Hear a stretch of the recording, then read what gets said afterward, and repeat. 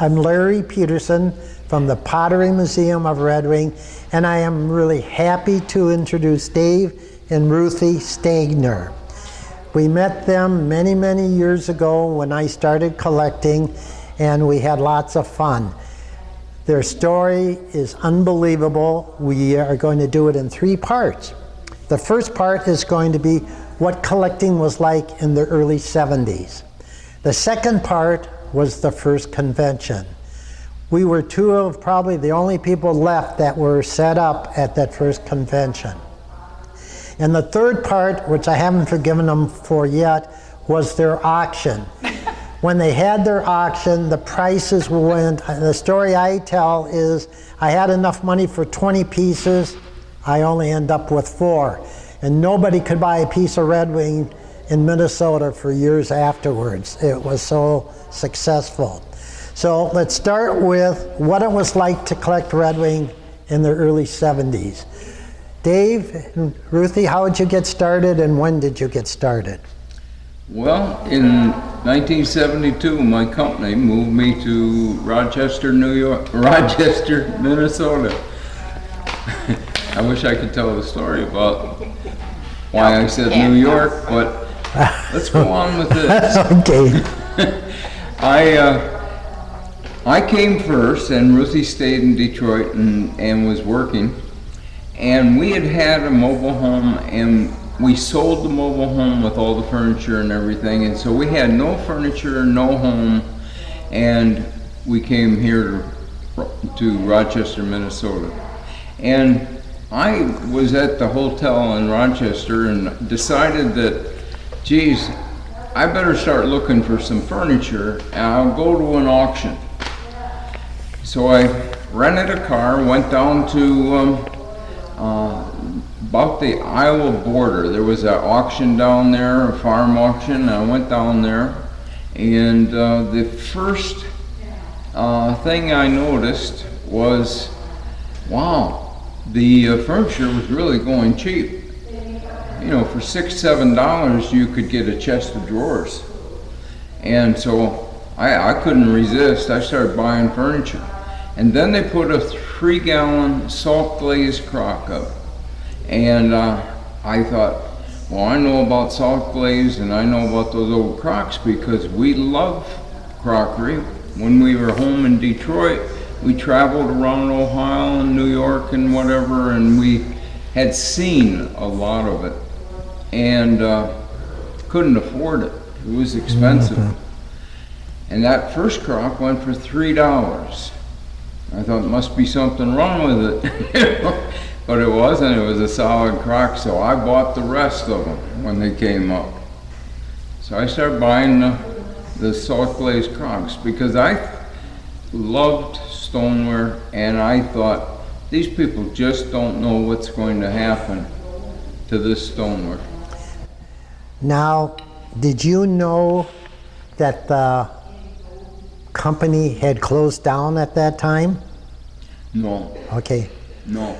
I didn't know the company had closed down. I didn't know anything about the Red Wing. When I started collecting, it was interesting. I known that the pottery had closed down, and I thought, usually when things close down, the value goes up. Yeah. So I was in an antique shop, and the basement was filled with crocks. It was the prettiest sight I'd ever seen down. I rammed up and grabbed Pauline, and I brought it down. I said, Pauline, you're not going to believe what I'm going to start collecting. And she said, if you think you're going to put these blankety blank things in our house, and I don't think she said ours, I think she said my house. In my house, yes. You're crazy. And I knew I had a communication problem, okay? I was in sales, so I knew it was communication. Now you gotta understand, this is a dirt floor basement and one light coming down, and none of the crocks had been cleaned in 20 years. But this was in 68, 69, and they were 50 cents a gallon. One of the big mistakes I made is I had, like you, I had the trunk filled, I had the back seat filled, and I'll never do this again. I asked her to carry a crock on her lap on the way home. Big, big mistake.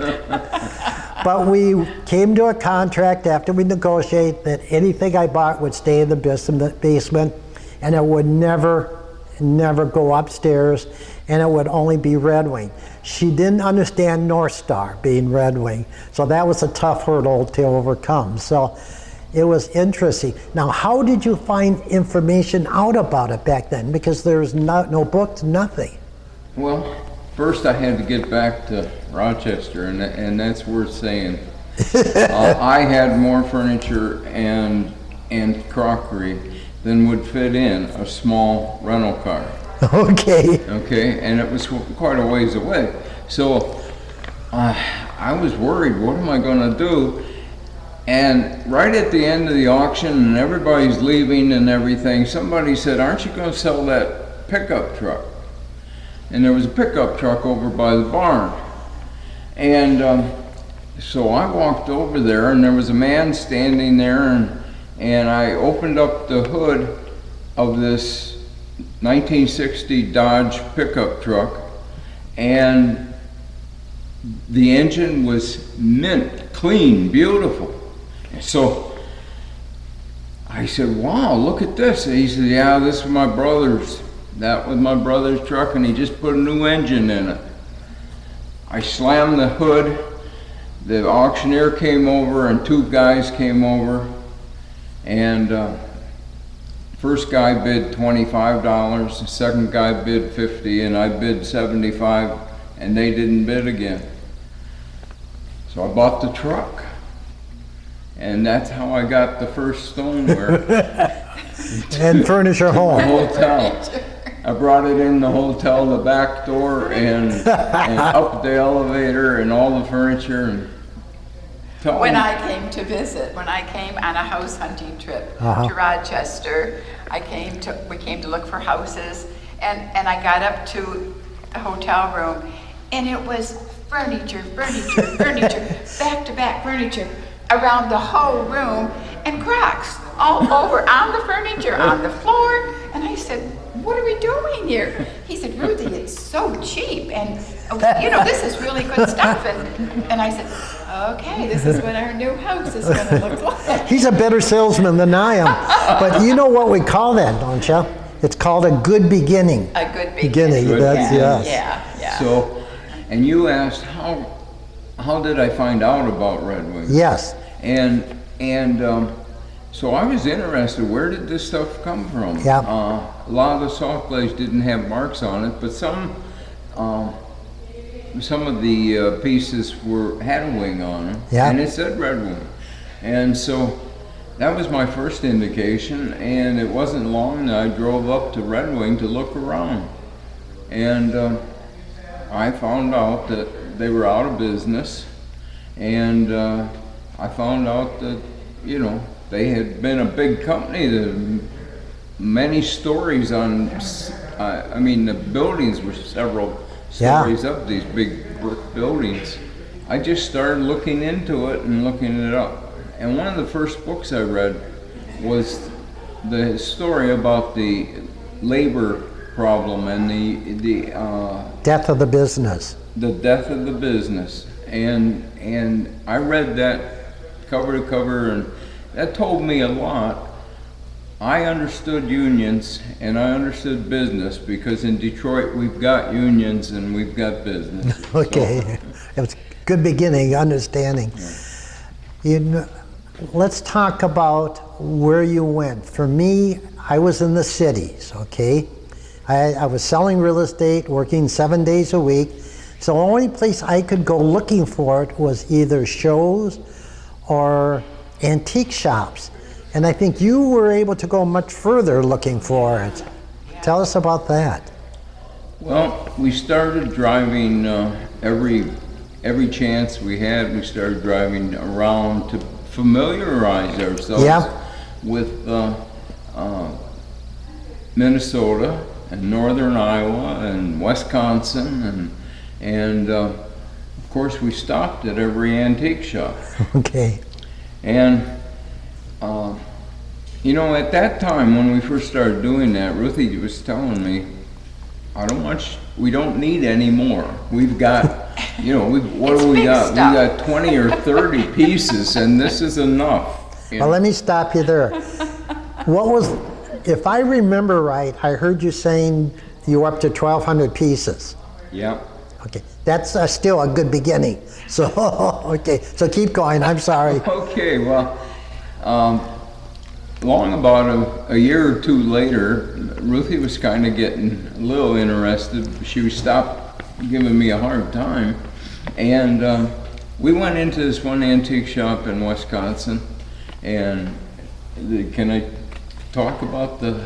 Yeah, well, you can talk about it. I mean, he was looking around this antique shop, Uh-huh. and I was looking around this antique shop, and I had found out about North Star, and boy, I thought North Star, that's harder to get, and I loved, you know, if you could find it on the bottom, the star. And Yeah, yeah. That's what I wanted, and so I was looking, and I started crawling under. He had tables in this antique shop, and I started crawling under the tables because I saw some dark pieces back there in the corner, and I thought, well, I'll go back and see what they are. She not only crawled under there, it was dusty and spider webs, and not like what she usually does. But Okay. I got back there, and I found this piece, and it was a North Star. So help me, it had the N-O-R. It was Well, with the letters on it too? Yes. Oh my gosh. But I didn't say anything to Dave. I just kind of pulled it out a little bit. It was dark under there. Yeah. And when he said he was ready to go, I pulled it out and I said, I think I'd like this one, honey. And I looked at her, she had never picked up a piece of stoneware before and offered to have us buy it. But it was a plain brown, So- plain brown jug. So I took it and I said, okay. And I didn't turn it over. I didn't look at it. I went over, paid the $3 for it. Say that again. I went over and I paid the $3. You didn't even negotiate? I I'm didn't teasing. even negotiate, and How I lo- didn't know what I had. How long did it take her to show it to you on the way out? I was jumping up The and moment down. I walked out of the shop, He knew. It had to be that something was good. our first piece of North Star. Yeah. Yeah, that is amazing. That is exciting. That's what it's about. Yeah, that's what it's about. Yeah. And then I was hooked. I always wanted to buy North Star. That's what Yeah. I wanted. Well, when we've been watching you go through the museum, I always watch you slow down looking at the North Star pieces, so that's fun. What, I also thought I heard you liking blue things. Yeah. Talk about that. Yeah. Well, you know, the first That convention. would take us into the first first convention. You want to convention. talk about that? We'll skip and talk about that later. Okay. Okay. But we liked blue and white. Blue and white just showed up. It was so pretty. You know, it was just pretty. It just Yeah. and it just displayed nicely on our tables, and you know, so it wasn't just a brown jug. Yeah. Just sitting there. It was pretty. So So when you're talking about buying a North Star piece for $3, I was buying wing jugs for 50 cents a gallon in the '68. What was the best example for pricing for me was, I never knew what Red Wing was. I mean, you would listen to dealers and every piece they showed you was Red Wing and half of it wasn't. So I went to a show for 3 years in a row and there was a cow and a calf, brown. They wanted $25 for it. Can you believe that? 20. And I would have bought it if I knew it was Red Wing, but I didn't know it was Red Wing, so the first year I didn't buy it. The second year I didn't buy it. The third year, the fact it never sold, I knew it wasn't Red Wing, but I bought it. So I got my cow and a calf for $25. I overspent, okay? Robbery. Yeah. So the only other example was we were up northern Minnesota and they had a 20-pound butter, which I loved. And they wanted $24 with a 4-inch wing. It was beautiful. And I knew that was $3 too much, $4 too much. I didn't buy it. By the time I finally found one, I paid $120 for it. So I saved $4. It only cost me a lot. My God. So that first part of collecting was really fun. Learning about the information was, for me, the hardest part. I did go to Goodhue County History Center. They had a file so I could look some stuff up. But those were great years. One of the things I remember, you guys used to dig bottles. Tell us about your experience digging at the dump. Oh, Well, see, that was the worst. When Dave learned where the building was, Yep. he also learned where the dump was. That Yep, was, yep. Yeah. yeah, I went Yeah. behind the building where the railroad went by, and I thought, it probably is just in that woods over there, right across the railroad track. And I walked over there and kicked the dirt, and sure enough, it was pieces of stoneware. And I knew it had been a big manufacturing business. Yep. And I thought, you know, this might have been a swamp here, and there could be 10, 15 feet of pieces. And if I want to know the history of the place and what is, you know, you run into pieces, you don't know if they're Red Wing. If you want to know if they're really Red Wing, you find a piece in the dump. That's exactly right. So I started digging in the dump, and then I brought her one Sunday, and I remember it was spring, Yep. and it just had warmed up, and we started throwing pieces, making a hole in there. Started throwing pieces. I made one hole, and Ruthie was about 7 feet away. And another hole. And we just throw the pieces out. Well, they were still frozen when we got down about 3 feet. Everything was still icy and everything. And so we just kept working at it. And I looked over, and there was a snake behind Ruthie coming out of Be the quiet with that. I used that word with her a while ago, and it didn't go well. And I had a 3-prong garden Fork. rake. Yeah. And so I reached over, all the way over, caught that snake and flipped him about 20 feet away. Didn't say a word. I thought, never saw if the she snake. had seen I that, never saw it'd the be snake. all over. Your digging days would be done.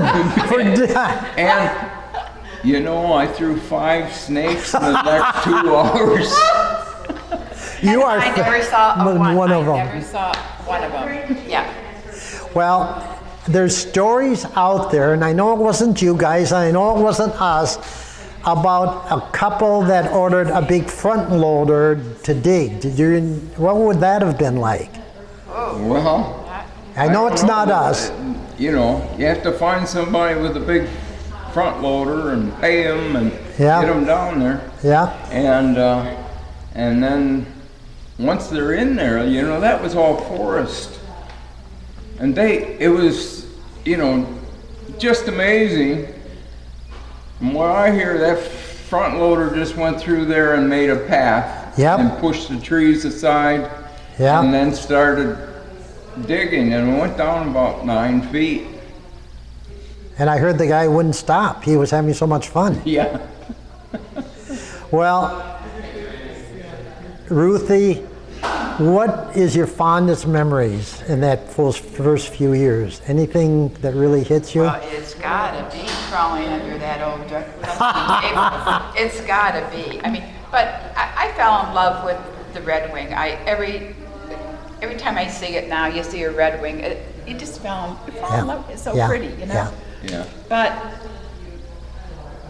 the North Star, you know, that was my fondest. Yeah. My fondest. Yeah.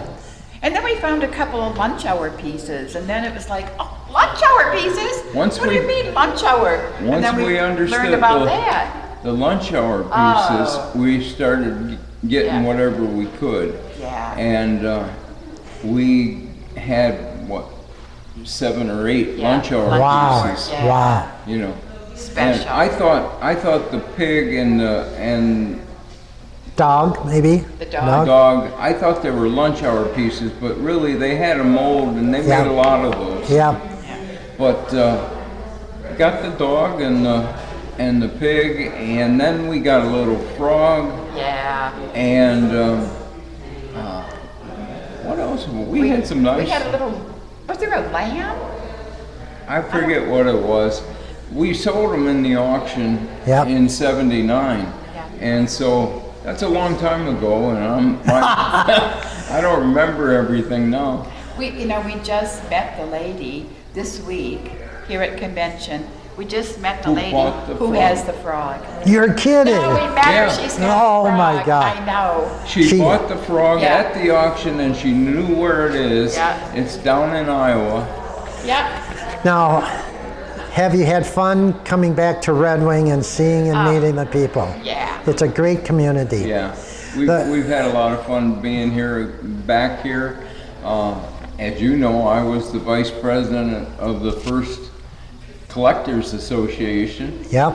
and it's just one of these things to come back and meet these people, and tell my story to them was fun, Yep. and And to see this museum. Oh, this Oh. blew our socks right off. This is what fabulous. you have helped create here Yeah. is just amazing.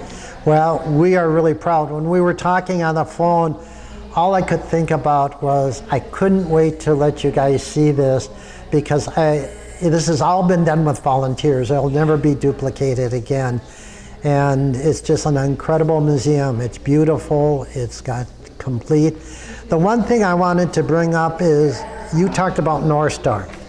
I collected brown pieces. I remember that. And here's a picture of me with all the brown pieces in my house. And the reason I collected brown pieces because they were signed. So I was sure that they were Red Wing, Minnesota, North Star, or Red Wing. So that was my really focus back then. And being in real estate, every house I went into, I'd say, I really have to go to your fruit cellar. Oh, no. And people say, fruit cellar? Oh yeah, you learn a lot about real estate and fruit cellars. So every house I ever went in, the first stop was their fruit cellar. And I'd find some Crocs or, Masons or something. But that was the best part of selling real estate, was visiting the fruit cellars. Well, this is really fantastic. Very few people know about those early years. Everybody knows about collecting Red Wing from the first convention on, but nobody knows what it was like before the first convention. So thank you very much. Thank you. This is Larry Peterson at the Pottery Museum of Red Wing. This is part 2 of beginning collecting in the 70s. We're lucky to have Dave and Ruthie Stagner with us. Dave and Ruthie, the first convention. You were there, Yeah. I was there. Yep. Pauline was there. Pauline was there. Not real happy, but she was there. And we were both asked to bring stuff to set up.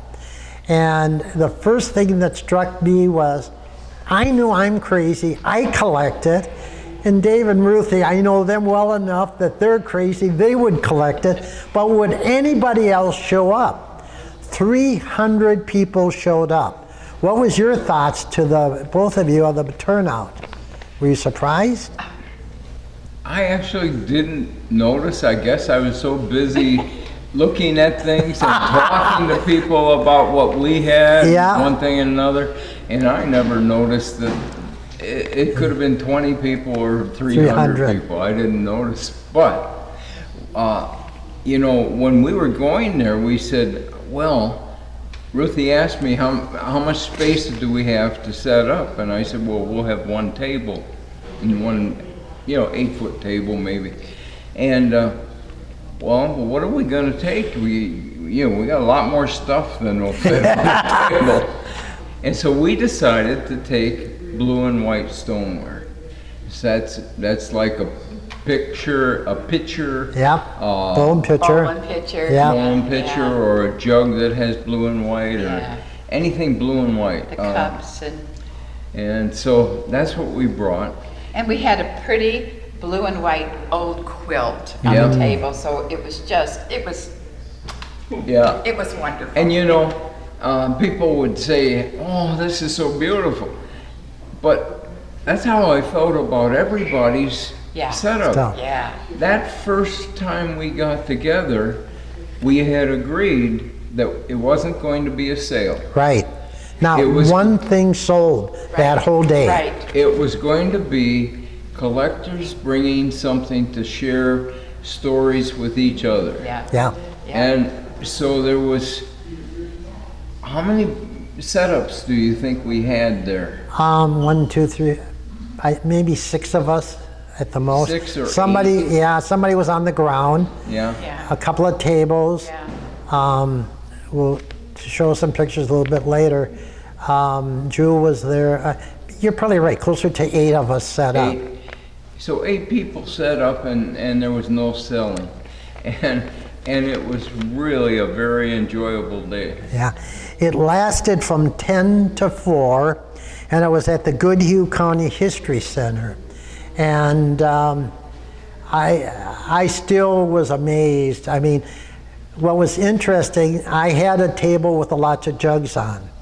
And Pauline was behind it, and like you, I was off talking to everybody, seeing everybody else's stuff. And everybody kept saying, whose jugs are these? And Pauline kept saying, there's Larry's jugs. So for the next year for Christmas, some friends gave us, Pauline, a shirt that said Larry's jugs. So when we started our shop, we wanted to have fun, so we said, we'll call it Larry's Jugs. And that's how our Jugs name got started. And so we had a lot of fun with it. But it was if I look at what really helped Red Wing get started, the Red Wing Collectors Society that year had started. The convention, which it wasn't a convention because there wasn't a really Red Wing Collector Society at that time. Right. There was a newsletter done by Dave Newkirk, but no Red Wing Collector Society. That event, and then the Red Wing Collectors Society, was huge in getting it started. The next thing at that was the selling of the book. And here's a picture of it. Lyndonville had come out with a book. And I thought, a book on Red Wing. First we have them closing down. Now we got a book on Red Wing. Prices are going to soar.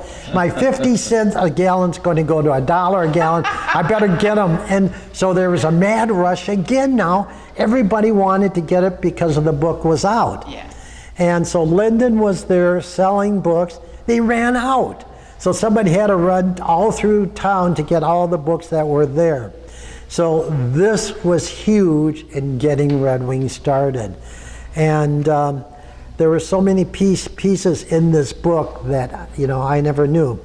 Unfortunately, Lyndon had pieces in here that turned out not to be Red Wing. Yeah. But that happens. So the beginning of Red Wing was that event, Yep. the Collector Society, and this book. Any thoughts about that? I think it was just fun to get together and see what other people Yeah. were collecting. Yeah.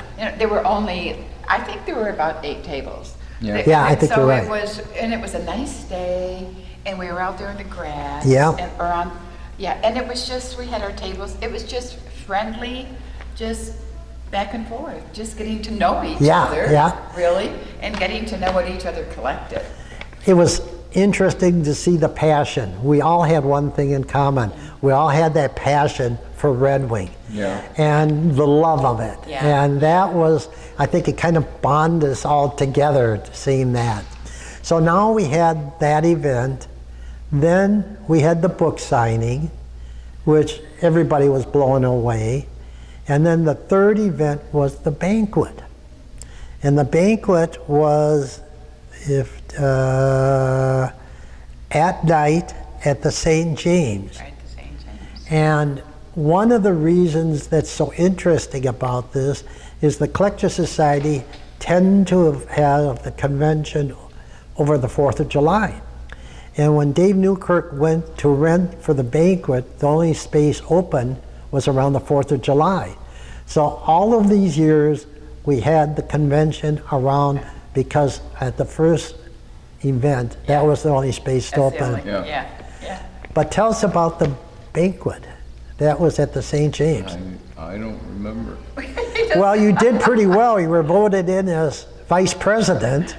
Yeah, I became vice president. Somebody had asked me, "Do you want to be president?" And I said, "No, I'm not the type of person that makes a good leader. I hesitate all the time when I talk and everything." And well, would you be vice president? I said, "Well, if they want, yeah, I'd do that." And so that, they had an election and I was vice president. So, I think you had the Collector Society, you had the event, then you had the banquet, and there's about 100 people at the banquet. So it was a great event. I was surprised. I was surprised too. Yeah. And it was like watching just a family get formed, and that excitement was all there. We all had that same thing in common. And I remember leaving thinking, okay, if I could only get rid of Dave and Ruthie, I would have a chance in collecting this stuff. I mean, it's not fair. I work 7 days a week and they're out collecting. You went to Milwaukee or Madison one time looking for a Red Wing. You're going all over. I can't get out of the Twin Cities. But we did stay at their house, and they put us in a room completely filled with Red Wing. Top shelves were all advertising. And they expected me to sleep, if you can believe that. Pauline was asleep in 2 minutes. All I could do was look at them. So what we did is when we got there, we had them carry in a suitcase with nothing in it. And then when we left, we moved everything we owned into that same suitcase and had them carry out. And we wanted to know how long it would take for them to run upstairs to see what was missing. We ran upstairs and counted it all. Unfortunately, they were all there. They were all there. There. Yeah, they were all there. Well, the Lindenville's book was huge. It was the beginning. Now people had a book.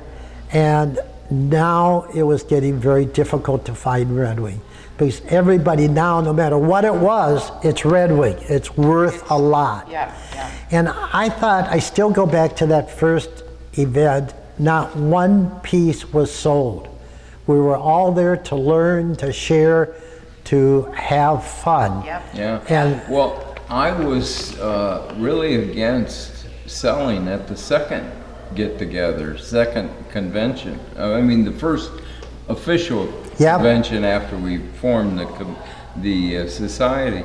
I was against selling. I had such a good time that first one. I wanted the second one to be a show and tell.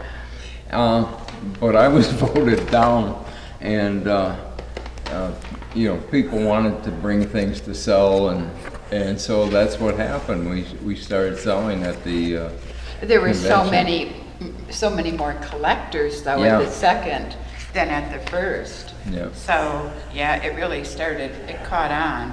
not only is he famous by being the first vice president, he's in the book named, so you got print, you're in the book also. Yeah. You sent photographs in. I hope it wasn't the miniatures, was it, that you sent a picture of him in? A I picture? don't remember what we Okay. sent in, yeah. It was them. Yeah. Well, it's been an incredible venture, and the starting of it was really the foundation.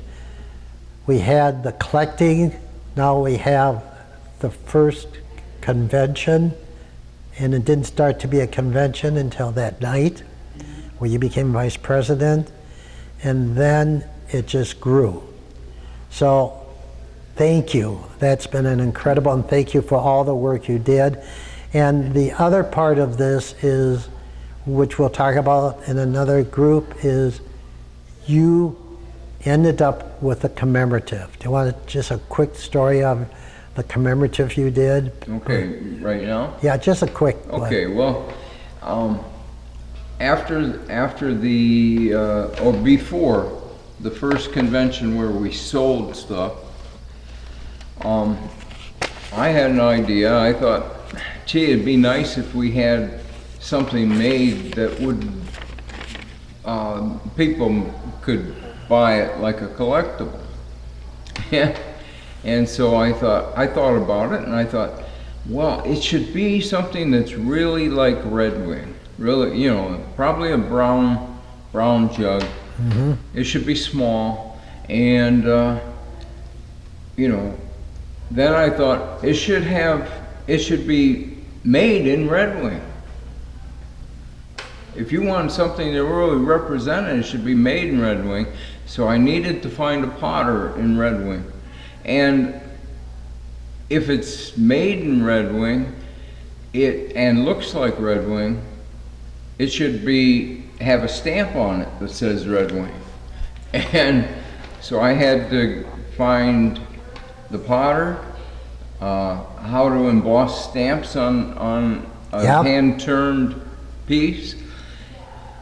And I got the potter, and she said, well, what kind of clay do you want to use? And I said, well, I want to use Goodhue County clay, the same clay that was dug for the Red Wing pottery. And she said, well, do you know where to get it? And I said, well, no, I don't, but I'll find out. So I went to the county records and discovered what property did they own in Goodhue County that the stoneware companies owned. And I went out and explored until I found the clay pits. When I found the clay pits, the potter and I went out there and we dug the clay for the first piece that was going to be made. I made an agreement with the potter on how many to make, and they were going to be hand turned. She was going to prepare the clay, and that was how we got that first one. And it was, my opinion was, it was very special. Yep. Because it was Red Wing. Yep. Now, thank both of you. You donated the piece and the markings, and they will come to the Pottery Museum. So thank you very much for that. Yeah, the pieces that you emboss the thing, there was one in the front and a different one in the back. Yep. And those I had made at the Rochester newspaper. They had the old style, they weren't still using it, but they had the old style lead system for printing. And so they would put all the letters together, and then they pour liquid lead over it, and they'd come up with a mold, and that's it. And so that was it. They are at the Pottery Museum of Red Wing, so thank you. Here's a picture of that first event, first convention. It's me here, and it's Dave and Ruthie here, I think. Yeah. Yep. So it was an incredible day. The banquet was incredible, and that was the beginning. That was the beginning. So thank you very much, and thank you for your donations. Thank you. This is Larry Peterson from the Pottery Museum of Red Wing. I'm very lucky to introduce Dave and Ruthie Stagner, and this is part 3. This is the end of their collecting. They started in '72, and this is October 6, 11 o'clock, 1979. Did I say that correctly? Yeah. That's right. This was the third piece of Red Wing exploding. And as I said earlier, I went to that auction with enough money to buy 20 pieces. I ended up with 4 and no money. So why don't you tell us about your auction? And I'll give you back your information. Okay. Okay. Well, we got my company moved me to North Carolina, and I had to leave Minnesota, and I thought to myself, if I take all this stoneware to North Carolina, it's not going to be worth anything down there because they have their own potteries that they like. Oh, and by the way, we had about 1,200 pieces at that time. Yeah. Yeah. Which we know is a good I start. I thought I could get them moved because the company would pay for my move. But I decided we really should get rid of them. And so what I did was I took every piece we had and looked at it, and the perfect ones went on one side, and the other ones that had a little crack or chip or whatever, I moved over to the other side. And there were a lot that were duplicates, and there were, you know, whatever. Ended up with about 500 pieces that were really nice, and 700 pieces that were, well, I also set aside a few that we liked. Yeah. Maybe 30 pieces. And so we put the 30 pieces away. We were going to take those with us. And then I called the pickers, okay? I had met many pickers going to so many antique shops, and I called the pickers and I notified the antique shops, and I said, on Saturday such and such, I am going to have a sale of stoneware that you don't want to miss, okay? So I had over 500 pieces on the back porch and backyard, and I sold them at giveaway prices, okay? And people took 50 and 60 pieces, you know, because they could get them for $125, you know. And they all went. Some were shards, Yeah. some were cracked, some were chipped, but Yeah. it was stuff that we just needed to move on out. So we moved all that out. Then we started to prepare for the auction. We said, I knew that if we really wanted to do well at the auction, we had to create a catalog that listed every item in the auction. And then when we started doing that, you know, at that time we didn't have computers or anything, so Ruthie did all the typing, and then I decided, gee, it'd be nice to have some pictures in there, so I took pictures and we made the first catalog, and then we took it to a printer and had catalogs made. I think I made something like, I don't really remember, but it was over 500 catalogs, 600 or 700 catalogs. And then we advertised in the Antique Trader, which was a national antique paper, and we advertised in that we were having this auction. I made a deal with the community college in Red Wing. I thought, if you're going to sell Red Wing, you should sell it in Red Wing. And that's about 80 miles from where we live, but we were going to do it in Red Wing. So I got the site for it, the date for it, and started advertising. And We advertised in the Red Wing newspaper. in the Red Wing newspaper. Rochester newspaper, all the local newspapers. You went on the radio. Yeah, I remember Yeah, that. he went on the radio. Yeah. Yeah, and advertised. Yeah, and we also, when we advertised, told them that the catalog for the auction was available. It was $5, and we would mail it to them. And if they wanted a price list after the auction, they could get that for $1 more. So, boy, the $6 checks started to roll in, you know. From all over, too. We were, Yeah. 10 We- different states Yeah, at least. And we were set all over the place. Every day we'd come home from work, then we had to put catalogs together and send them out to the people. it wasn't long. We made $800 on the catalogs before we ever had the auction.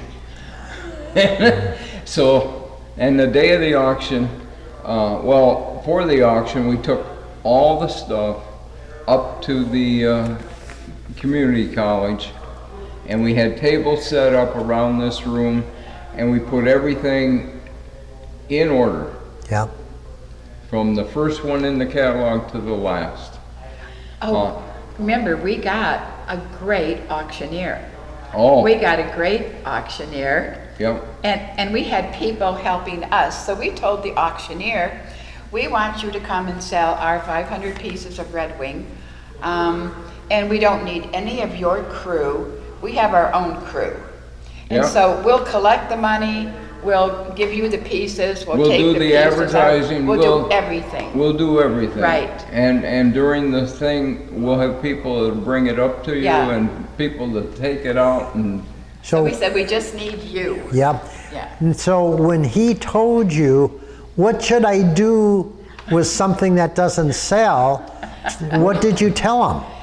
Well, he did ask me that. He said, well, now, what do you want me to do when something doesn't sell? And I said, I'll tell you what. You take that piece and you throw it up in the air so that it'll land behind you. And when it lands, this is a concrete floor, you know what's going to happen. He said, are you serious? I said, yes, I'm serious. If something doesn't sell, it's worthless. And if it's worthless, just throw it up, and I bet everything else will sell. And he said, okay, I'll do that. So what was his biggest disappointment? Well, his biggest disappointment was at the end of the sale, everything had sold. He waited all day to break something. He never got to throw it up and break it. He never did.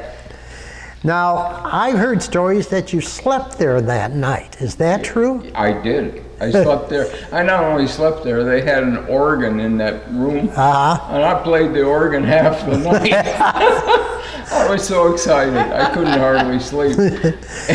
So at the time you had seats for around 300, if I remember right, or chairs Yeah. for 300? Well, we had come in the night before and set up, Yeah. and we set up the chairs. And when we had 200 chairs set up, I said, well, we need more than that. Get another 100. And the auctioneer had come to see the place that night, and he told the janitors and that, oh, don't get any more chairs. We got more than enough chairs. An auction that isn't a general auction, it just has one thing. He says, we aren't going to have many people here. And I said, I want another 100 chairs. And they set those up. And I then said, I want another 100 chairs, but they wouldn't do it. Okay, so the next morning when we were set up and the people kept coming, pretty soon we had to put that other 100 chairs up, and that wasn't enough. We had over 400 people, and we got more chairs, and luckily the room was big enough. Yeah.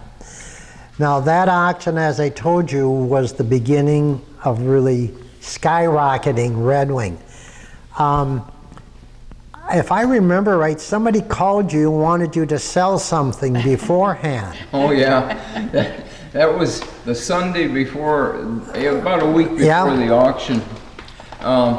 7 a.m. on a Sunday morning, the phone goes off.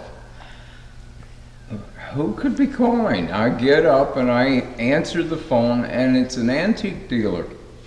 And she says, Dave, I'm going to make some money for you. And I said, what? She says, I've got a buyer for that Siegel druggist jug that you've got in the auction. And you won't, I'm going to make an offer to you, you won't ever get that at the auction. And I said, well, I'm sorry, it's in the catalog, I have to have it there. And she says, well, now look, I'll give you $75 for that jug, and you won't get that at the auction. And she said, the family that that are descendants of the people, they would like to have this jug, and I told them I could get it for them. And so, don't make me look bad. I said, I'm sorry, I can't.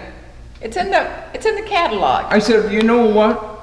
Come to the auction, and if it goes for less, you'll get it for less. You'll save them some money. And that was the end of it. We hung up, and that was the end of that call. And I looked for her at the auction and never saw her there. I don't know if she came or didn't come. But that Segan doll is in the catalog. It sold, and it was $425.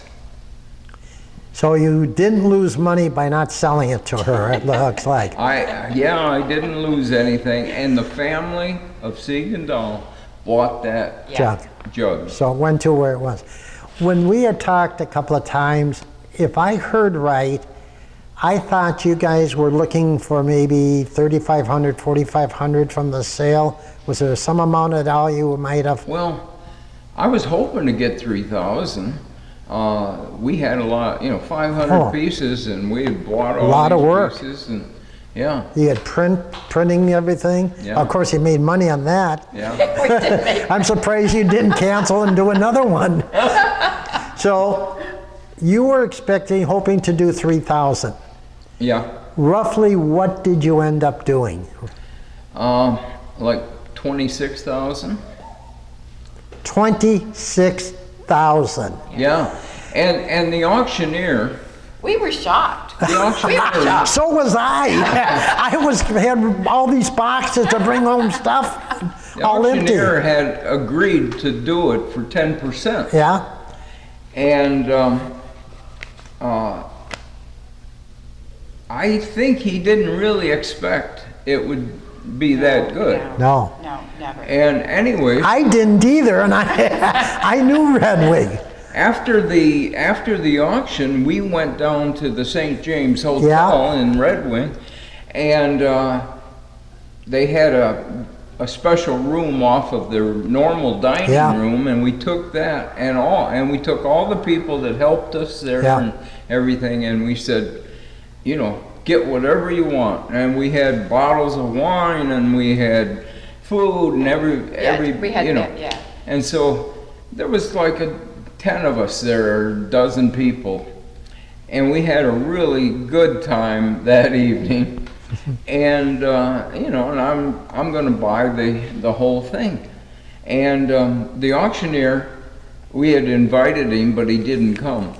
Then 2 hours after we're there, he did stop in, and he said hello, and he said that was really enjoyable, and he left. I said, well, sit down. No, I'm going to go on home. And he left. At the end of the night, when we all got up and I went to pay, thinking I was going to pay for, a dozen people having everything they wanted, the hotel told me it's all been taken care of. You should have got a lottery number that day. I think that auctioneer was very surprised and very happy with the outcome. With that. Well, these are 72 to 79. During that time, you began when nobody was, where you saw the Collector Society being formed. You were the vice president. You ended up making a commemorative. You then end up having an auction. And that auction is what blew the roof off of Red Wing. Now, not only did 400 or 500 people come at the auction, prices were 4, 5, 6, 7, 10 times what anybody thought they would ever be. Yeah. And it affirmed everybody that they were collecting the right thing. And they better get it now before it goes up more. And you know what else we learned? What? Red Wing collectors are good people. Oh. They're good people. We had checks from all over the country, 10 different states, and every check went through. We never had one bounce. Right. Yeah, yeah. And it's, so I always called this my therapy. I had a high stress job and I would go play Red Wing. And we had a lot of fun together. When we started collecting, I would say, well, nobody else is collecting this. Oh, no, there's another couple collecting it. And I said, come on, nobody's dumb enough to collect this. They said, oh yeah, there's another, yeah, they're just like you. And I didn't realize they were my height.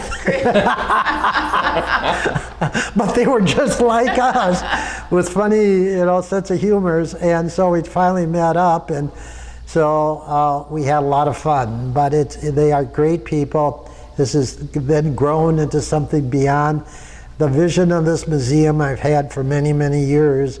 And to see it come to grips like this, and to see it as beautiful as it is, it's all because of people like you. So thank you very much for all your help. And thank you for putting this museum Well, you're welcome. It is fabulous. Yeah, thank you. Love it.